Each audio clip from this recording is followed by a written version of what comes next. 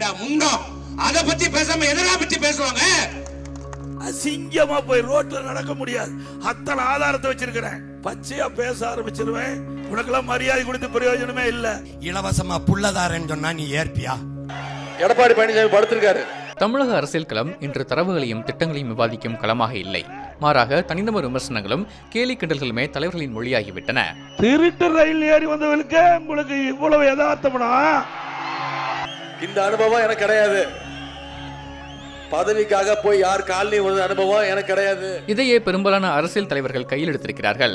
இன்றைய காலகட்டத்தில் திட்டங்களை பற்றிய ஆழமான உரையாடல்கள் காலாவதியாகிவிட்ட சூழலில் ஒருவரை சிறுமைப்படுத்துவதன் மூலம் அவரை பொதுவெளியில் செல்லாதவராக்கும் அட்ஹோமினம் அரசியல் ஆரோக்கியமான ஜனநாயக விவாதங்களை மெல்ல கொன்று கொண்டிருக்கிறது.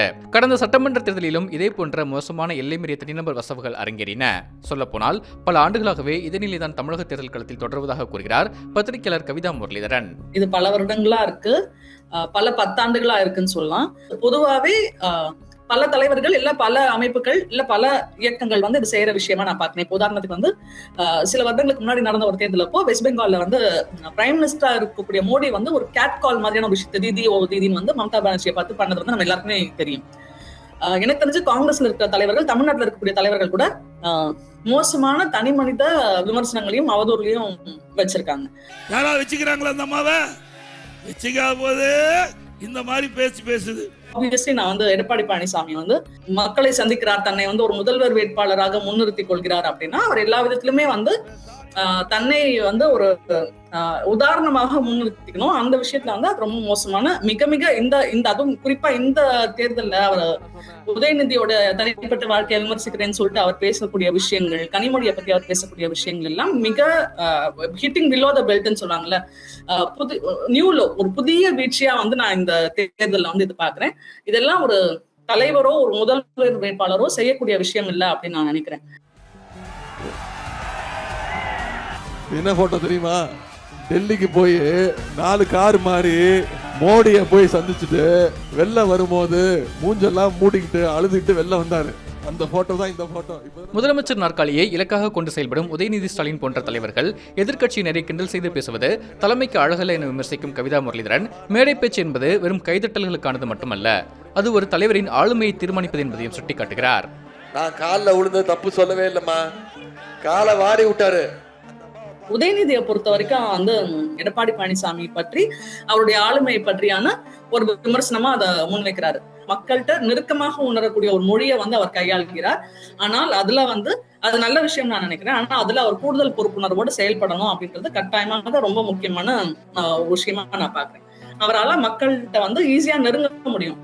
அதனாலதான் இன்னும் கூடுதல் பொறுப்புணர்வோட அவர் இருக்கணும். அவர் சொல்லக்கூடிய விஷயங்களை மக்கள் அவர்களுக்குள்ள ஒருவர் சொல்லக்கூடிய விஷயங்களா பாக்குறாங்க அப்படின்னு நான் நினைக்கிறேன். ஏன்னா அப்படிதான் அவருடைய ஸ்டைல் இருக்கு. அவர் ஒரு செங்கல் எடுத்து காட்டுறது, ஒரு போஸ்டர் எடுத்து காட்டுறது அப்படின்றது அவரு ரொம்ப இயல்பா அவங்களோட ஈஸியா கனெக்ட் பண்ணக்கூடிய ஒரு விஷயத்த பாக்குறாரு. அதே நேரத்தில் தரவுகளையும் புள்ளி விவரங்களையும் அடிப்படையாக கொண்டு முன்வைக்கப்படும் பிரச்சாரங்களுக்கு இன்று மக்கள் மத்தியில் போதிய வரவேற்பு இருப்பதில்லை என கூறும் கவிதா முரளிதரன், உணர்ச்சிகரமான பேச்சுகளுக்கு கிடைக்கும் கைதட்டல்கள் உண்மையான தரவுகளுக்கு கிடைப்பதில்லை என்பதே இன்றைய அரசியல் யதார்த்தம் என்கிறார். இங்க தரவுகளை வச்சு பேசலாம், சாதனைகளை வச்சு பேசலாம். ஏன் நேரடியா மக்கள்கிட்ட பேசும்போது அப்படி பேசுறது இல்ல அப்படின்னா நம்மளே பாக்குறோம். இப்ப பிடிஆர் மாதிரியான ஒரு தலைவர் அதெல்லாம் பேசும்போது, இல்ல ஒரு வேட்பாளர் அதெல்லாம் பேசும்போது என்ன மாதிரியான வரவேற்பு கிடைக்குது அப்படின்னு அதெல்லாம் பெரிய அளவுல மக்கள்கிட்ட எடுபடுமா? சோ மக்களுக்கு என்ன பேசினா அவங்க கொஞ்சம் ஒரு எக்ஸைட்மெண்டோட அடா அப்படின்னு சொல்லிட்டு எழுந்து உட்காந்து பாக்குறாங்க. இது ரெண்டுமே தவறு. அவங்க ரசிக்கக்கூடிய விஷயங்கள் மோசமானதுக்கு இருந்தா கூட அதை கொடுக்கறது அப்படின்றது ஒரு தலைவர்கள் செய்யக்கூடிய விஷயம் இல்லைன்னு நான் நினைக்கிறேன். அப்துல் கலாம் கனவு காணும். முக்கியமாக இந்த தனிநபர் தாக்குதல்கள் வெறும் தலைவர்களோடு நின்று விடுவதில்லை. இதன் பலிபீடங்களாக பெண்களை நிறுத்தப்படுகிறார்கள். உங்க கனவு சொல்லுங்க, இவர் நிறைவேற்றணும். ஆமா, எனக்கு நயன்தாரா போகணும், இவர் கனவு நிறைவேற்றுறா. இவன் கேட்பான், நயன்தாரா எனக்கு கல்யாணம் பண்ணி வைன்னு கேட்பான், இவர் கனவு நிறைவேற்றுவாரா?